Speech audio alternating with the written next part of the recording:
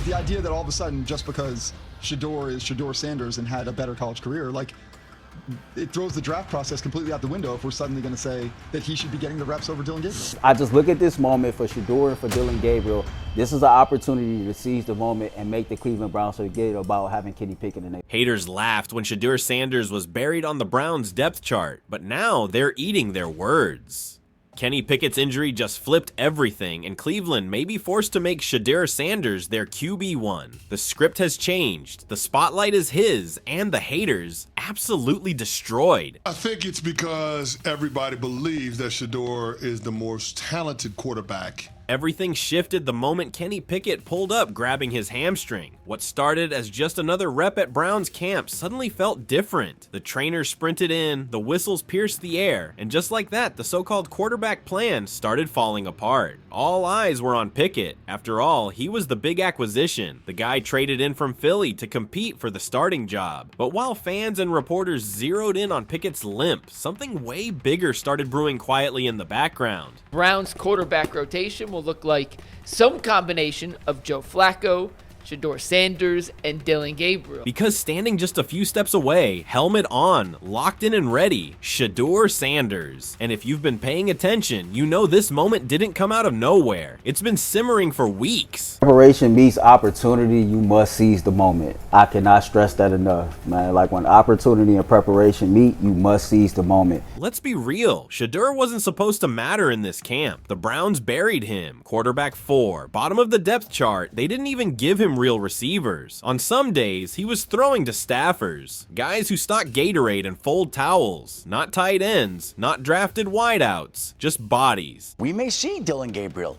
or Shedeur Sanders, despite the lack of reps. We may see one of them come out. And yet, the throws still connected. He still moved the ball. He didn't pout. He didn't quit. He ran those plays like they counted. And that's what made it so obvious. They didn't want to see him win. They just wanted to say he had his chance and didn't take it. That's not coaching. That's sabotage. Fair, but I think it's naive of us to assume that the pedigree of Shedeur Sanders is not working against him in terms of coming into the league, in terms of his perception. And here's where it gets ugly. From the moment Shedeur landed in Cleveland, he wasn't judged by the same standards. The media didn't look at his numbers, because if they had, they'd see a guy who threw for over 3,200 yards and 27 touchdowns last year behind one of the worst O-lines in college football. But nope. They called him a camp body. They reduced him to a marketing stunt. Just the flashy son of Coach Prime with a famous last name and too much NIL money. Shedeur not getting reps doesn't really bother me. I don't understand why you'd think that Dillon Gabriel wouldn't get reps over Shedeur when they drafted him before him. Meanwhile, quarterbacks like Dillon Gabriel, who's talented, yes, but extremely raw, got praised for mobility and upside. Joe Flacco, who's well past his prime, was praised for leadership and experience.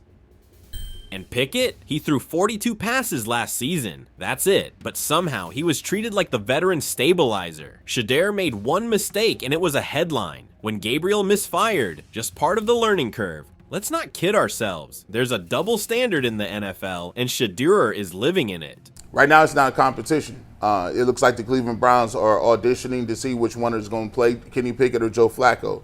I said, but that's for right now. But here's what the media didn't count on, the injury. That hamstring tweak might have been bad luck for Pickett, but it cracked the door open just enough. And Shedeur was already standing there, fully locked in. Now those practice reps have to go somewhere. The Browns can't hide behind development or seniority anymore. The rotation has to shift. And Stefanski, he's suddenly sweating that pencil-written depth chart he bragged about. And oh, that depth chart, let's talk about that for a second. GM Andrew Berry needed Kenny Pickett to succeed. He traded for him. He backed him. That was his guy. But now he's sidelined, and guess whose name keeps popping up in those hushed camp whispers?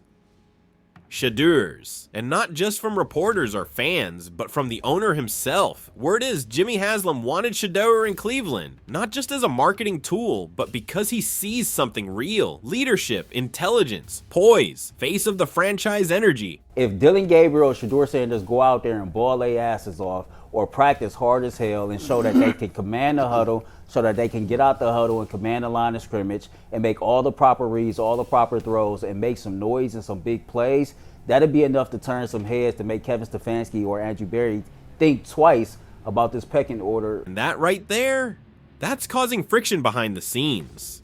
You think Barry wants the owner's hand-picked QB to outperform the guy he just brought in? You think Stefanski wants to answer questions about why the best performing quarterback in camp is the one they had running drills with the equipment crew? This isn't just about football. This is about ego, about control, about who gets to be right. Dillon Gabriel and Shedeur Sanders, to me, fellas, got a prime opportunity now to make the Cleveland Browns forget about Kenny Pickett altogether. Now the plan is unraveling fast. The safe structure they built around Pickett is falling apart, and Shedeur Sanders, quiet, focused, patient, is stepping straight through the chaos. He's been underestimated, disrespected, labeled before he ever took a snap. But that's starting to change.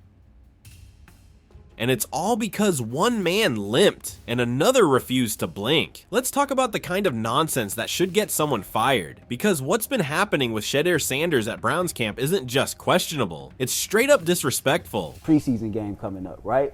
And so when you talk about the limited reps that Joe Flacco has already received so far during camp, it makes me to believe, okay, well then you're gonna have one rookie starting, another rookie coming right up after him when it's all said and done when it comes to that preseason game against the Panthers. While Joe Flacco, who's closer to his AARP card than his MVP days, was out there tossing passes to the Browns' top receivers, Shedeur was stuck throwing to staffers, not backup wideouts, not fringe players fighting for a roster spot. Nope, literal staff members. One guy he threw to runs hydration drills. Another one was probably folding towels an hour before practice. If you're the kind of fan who spots the BS before the headlines do, go ahead and hit that subscribe button. It depends on where you come down on that argument, but I don't think at the end of last year's college football season anybody would argue who the more talented quarterback was between Shedeur Sanders and... All right, let's get back to the topic. Meanwhile, rookie Dillon Gabriel, nice arm, but still figuring out which way the pocket breaks, was getting real, meaningful reps with actual offensive units. Legit looks. The kind of work a team gives when they care about developing you. But Shedeur, he was tossed in the back like an afterthought. This is operating on the assumption that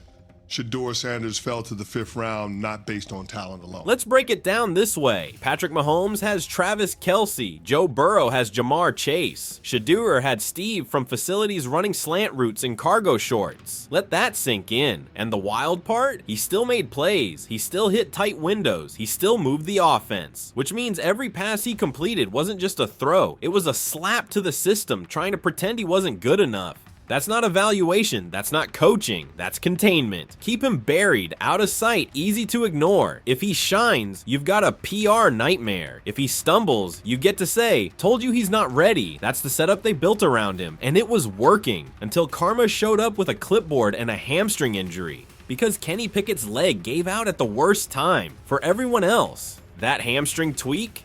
That wasn't just a minor camp injury, that was a fault line. One crack, and the entire depth chart started shifting. The Browns suddenly had reps to fill, real reps, quarterback reps. And here's the awkward part. Flacco isn't the future. The guy's a legend, sure, but the only thing more washed than his arm is his playlist. And Gabriel, talented, yes, but still in figure it out mode. So for both of them, this is a prime opportunity to get out there and just seize the moment, show what you can do, and hopefully jump Kenny Pickett. Do enough while he's out for the next week or so to be able to jump Kenny Pickett so that the Browns won't have to consider him as a starting quarterback. You move up and you get the opportunities. So what happens next? You can't run a pro offense with no quarterbacks. Someone's got to step in, and there's Shedeur, right there in the shadows, already warm, already locked in, just waiting. Suddenly the guy they labeled a camp body is running the offense, not just throwing drills. He's calling plays, running tempo, facing off against real defenders, and the excuses start crumbling fast. Fair,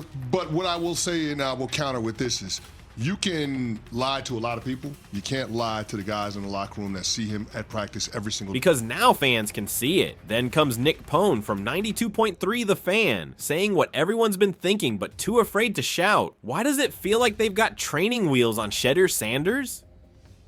Boom! Suddenly the polite silence around the Browns quarterback situation is gone. Fans are pissed, not confused, angry, because now they've seen the arm talent, they've heard the command at the line, they've felt the difference, and they're not buying the depth chart anymore. They're asking real questions. Why hasn't Shedeur taken even one snap with the first team? Why was the most accurate passer in camp kept behind a guy who threw 42 passes last season? Why is the only quarterback making something out of nothing the one who got the least? And guess what? It's too late to bury the story now. I think that's the interesting dynamic, because now Shedeur Sanders will be in a position where he'll get more reps in practice, especially with the first team.